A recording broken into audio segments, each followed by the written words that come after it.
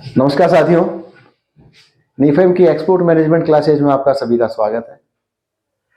आज हम जो है एक्सपोर्ट डॉक्यूमेंटेशन के बारे में, पेमेंट टर्म्स के बारे में थोड़ी चर्चा करेंगे। आपने देखा होगा एक्सपोर्ट डॉक्यूमेंटेशन की एक्सपोर्ट में बहुत चर्चा होती है। आज की तारीख में एक्सपोर्ट डॉक्यूमेंटेशन में बहुत ज़्यादा बारीकियाँ नहीं बची हैं। हर व्यक्ति को जिसको एक्सपोर्ट करना है उसको डेफिनेटली इनवॉइस बनाना होगा। पहले इनवॉइस और पैकिंग लिस्ट अलग बनाते थे, आजकल उन दोनों को एक में भी शामिल करने लगे हैं और उसका कॉमन नेम है कॉमर्शियल इनवॉइस। इनवॉइस भी कई तरह के होते हैं, consular invoice, visit invoice, proforma invoice. Quotation जो होता है जिसको बायर को पहले भेजना पड़ता है, जिस पे वो एग्री होता है, उसको प्रोफॉर्मा इनवॉइस कहते हैं। इनवॉइस के अलावा जो है एक ट्रांसपोर्ट डॉक्यूमेंट होता है, जिस मोड से आप माल भेजेंगे उसका ट्रांसपोर्ट डॉक्यूमेंट होगा, चाहे वो बीएल हो, चाहे एयरवेल हो, या आपका जीआर हो या आरआर हो।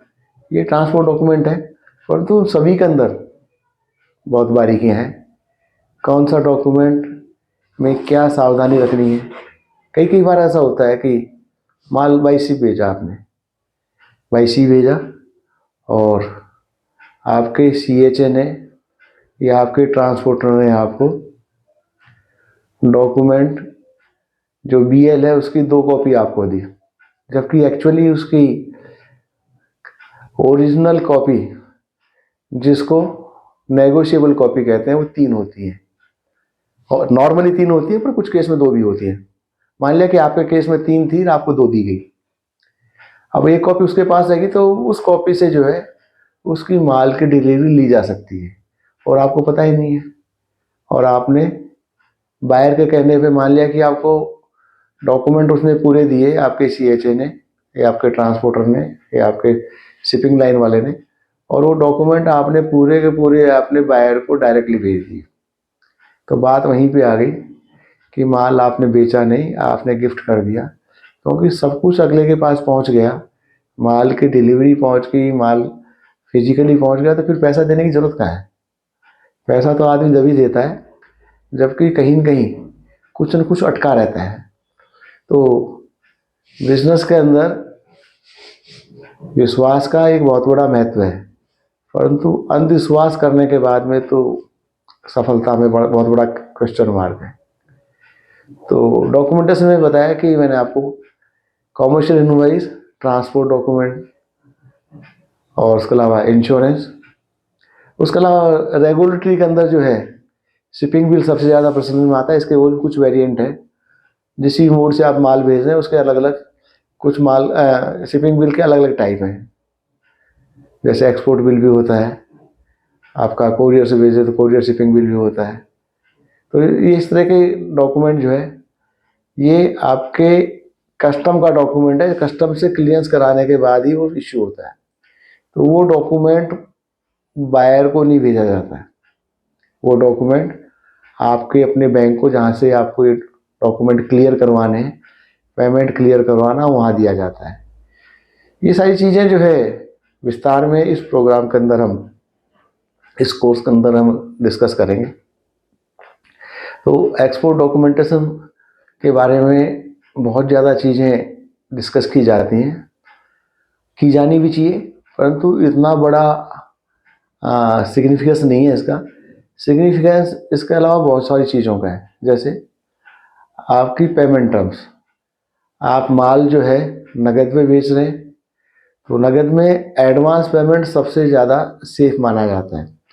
अब एडवांस पेमेंट में advance in full, advance in part, तो पार्ट 10% भी हो सकता है, 50% भी हो सकता है, 90% भी हो सकता है। तो एडवांस एडवांस है, परंतु सेलर तो ये चाहेगा 100% एडवांस मिल जाए और बायर कहेगा 10% से ही माल की डिलीवरी मेरे तक पहुंच जाए। तो इसमें बहुत सारी चीज़ों की नेगोशिएशन स्किल की ज़रूरत पड़ती है, उसकी हम चर्चा करेंगे। इसके अलावा letter of credit, irrevocable document letter of credit, जो मैंने पहले वाले वीडियो में उसकी चर्चा की, ये बहुत बड़ी दुनिया है और इस दुनिया के अंदर अधिकतर लोग इसको नहीं समझते हैं। यदि आप एलसी में डील कर रहे हैं तो एलसी की पूरी दुनिया को समझना ज़रूरी है। यदि आप इसको नहीं समझ पाएंगे तो चीज़ वही है। हमारा उद्देश्य ये है कि आपके प्रॉफिट को मैक्सिमाइज किया जाए, आपकी आने वाली समस्याओं को कम किया जाए।